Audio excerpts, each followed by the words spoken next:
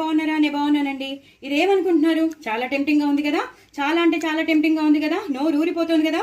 మరి నోరు ఊరించుకోండి, మీరు ట్రై చేయండి. చాలా చాలా బాగుండే కొబ్బరి టమాటో పెరుగు పచ్చడి. దీని రెసిపీ నేను మీకు షేర్ చేస్తున్నాను.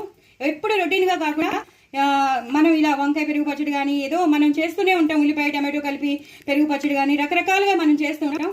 అలా కాకుండా కొబ్బరి టమాటో పెరుగు పచ్చడి ఉల్లిపాయలు లేకుండా చక్కగా శ్రీరామనవమి నాడు చేస్తున్నాను. First of all wish happy Sri Rama Navami అండి. సో మీరందరూ తప్పకుండా ఇలా ఈజీగా చేసుకునే కొబ్బరి టమాటో పెరుగు పచ్చడి ఎంత ఎంత టెంప్టింగ్గా ఉందో చూసారా? మీకు అసలు నమ్మలేరు, అంత టెంప్టింగ్గా ఉంది. ఎంతో ఈజీగా మన ఇంట్లో ఉన్న ఇంగ్రీడియంట్స్తో చేసేసుకోవచ్చు. ఇంగు పోపు మాత్రం పెట్టుకోవడం మర్చిపోకండి, చాలా చాలా టేస్టీగా ఉంటుంది. చక్కగా ఎక్కువ కొత్తిమీర, కరివేపాకు, పుదీనా వేసుకోండి.